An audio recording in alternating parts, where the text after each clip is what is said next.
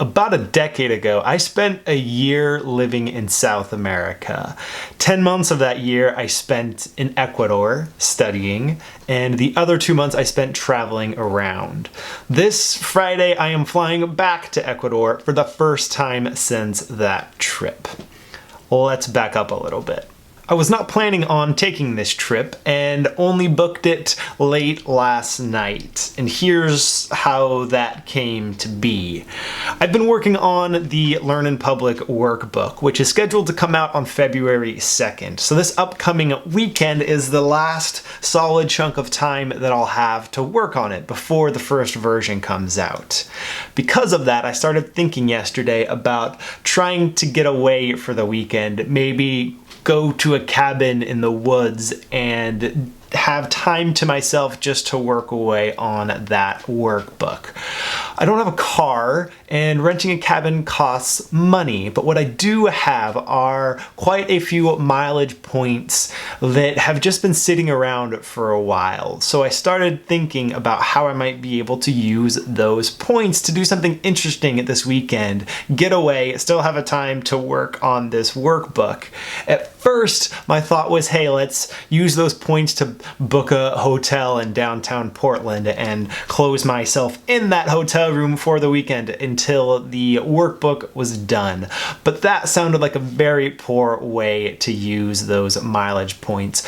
So I started looking at where I could go. And it's kind of surprisingly, Ecuador wasn't the first place that I looked. My first thought was to try to find some small beach town and have that be the place where I can go and just work away.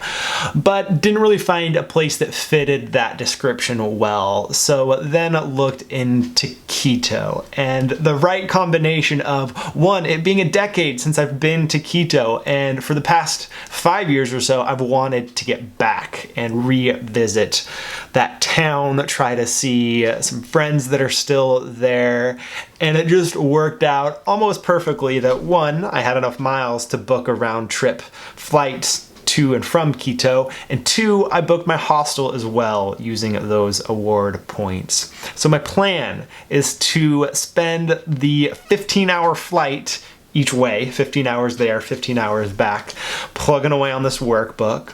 Then during the 6 days or so that I'm there in Quito, spending a little bit of time each morning plugging away on the workbook, and then the rest of the day exploring the city, trying to see old friends that are still there. This is exciting. I have been working my butt off for the last 4 years with the goal of creating a life that allows for the thing that I'm about to do.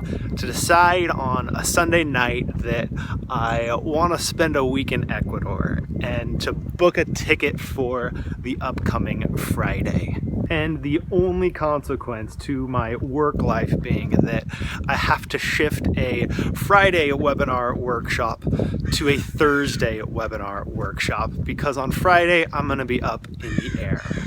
And the fact that I will be using that time in the air to create the next thing that will move me a little bit farther in my professional life and continue working toward that ultimate goal of an independent, remote-based career, that excites me even more. So what's left for me this week then, over the next 4 days, is to make sure I get done the stuff that I need to get done and to prepare for that trip. So let's make a list.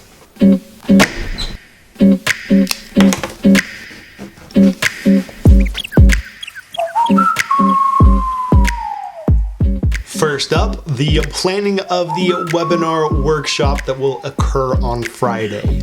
Already have that done. Next up, I have a couple of freelance videos to make this week. By the way, I've got some other exciting news to share. This is Chris Guillebeau's new book that's out to come out in April of 2016.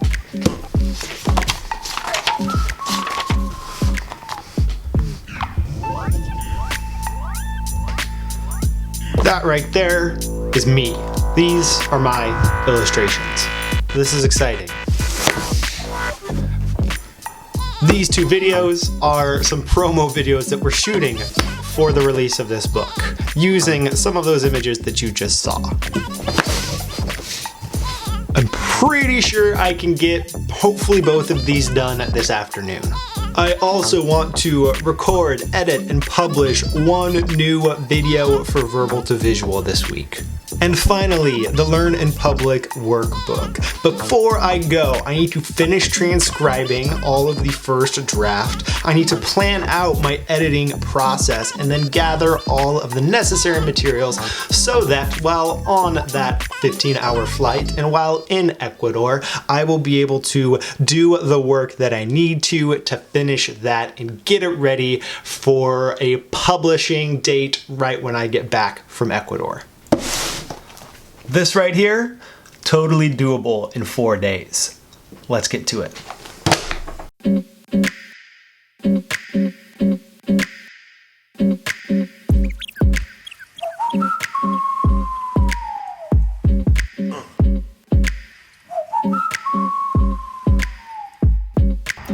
And with those two freelance videos, I've actually already created the first version of them.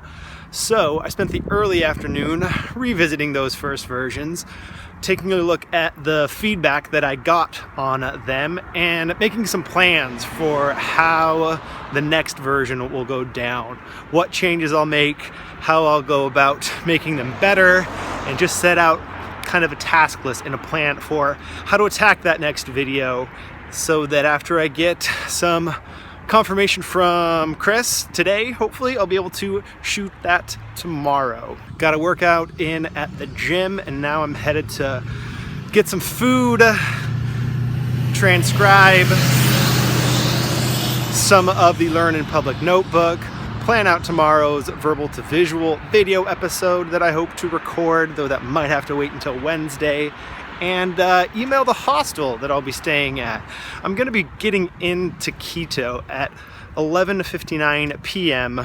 on Friday, and I just wanna make sure that I can actually check into the hostel and that I won't be stranded. And we have got another sunny, beautiful day here in Portland. I think it's the last one we're gonna get for a while. Supposed to get crappy and rainy again, starting tomorrow.